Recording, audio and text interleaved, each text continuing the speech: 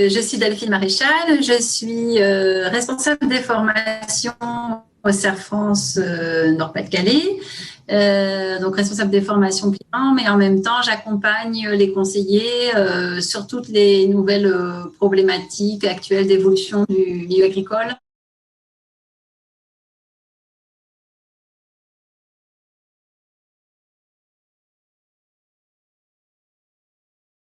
Le crédit carbone. Alors déjà, l'opportunité du crédit carbone. Le crédit carbone, c'est une chose. C'est pas tout. Moi, je dirais d'abord l'opportunité de réaliser un diagnostic carbone. Déjà, première chose. Pour savoir, pour les agriculteurs, c'est quoi? C'est déjà de faire un état des lieux de leurs pratiques et voilà, que ce soit en élevage ou en culture, pour identifier aujourd'hui, par rapport à leurs pratiques, quelle est leur empreinte carbone.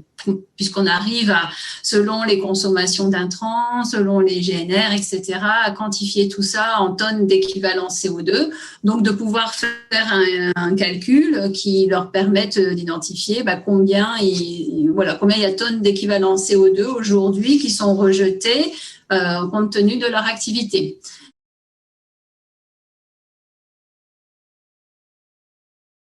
Mais voilà, on ne va pas dire, ah bah tiens, ça stocke des carbones, donc il faut mettre des prairies, parce que s'il y a trop de prairies, puis qu'est-ce qu'il va faire de ces prairies?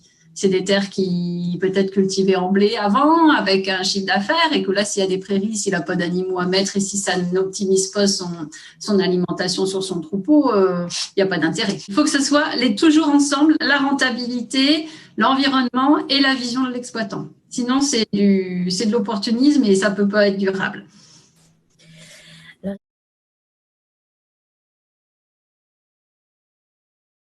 Accompagne les agriculteurs dans le bas carbone, déjà on explique, pour ceux qui sont interpellés et qui souhaitent s'y intéresser, on explique déjà la démarche, les tenants et les aboutissants au démarrage, et ensuite nous on réalise, s'ils sont toujours partants d'aller dans cette démarche-là, la première étape c'est de faire un diagnostic de l'existant. Donc, on collecte pas mal de données sur leurs exploitations, sur leurs pratiques, et on calcule, donc, comme je disais tout à l'heure, une empreinte carbone. Une empreinte carbone, on regarde si elle est, par rapport à d'autres exploitations du même type, si elle est élevée ou si elle est déjà basse. Et puis, on regarde si éventuellement, il y a des leviers qui peuvent être actionnés, donc des changements de pratiques.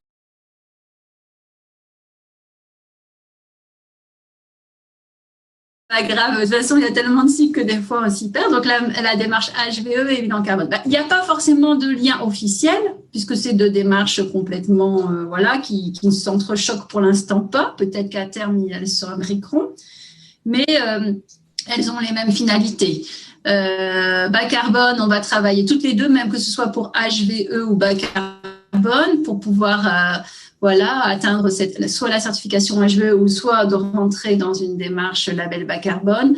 L'exploitant va travailler sur comment réduire ses intrants, comment améliorer sa biodiversité, comment améliorer son impact environnemental. Et puis toutes ces démarches-là, une fois que on s'est engagé dans l'une ou l'autre ou dans les deux en même temps, c'est possible, c'est un moyen de pouvoir communiquer.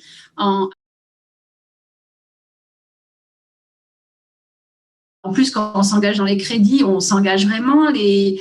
Si ça existe que depuis 2 ans, et comme je vous dis, par rapport à la démarche France Carbone Agri, c'est une démarche sur 5 ans. On n'a pas de recul, on n'a pas les 5 ans d'expérience pour savoir vraiment à la fin ce qu'il en est.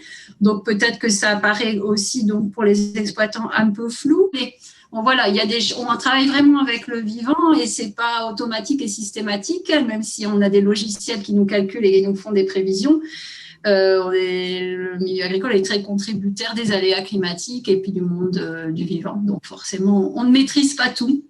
Donc certains, ça peut faire peur aussi de s'engager parce qu'on n'est pas à l'abri d'aléas qui font que on n'arrive pas à atteindre les objectifs qui ont été déterminés. Donc ça peut être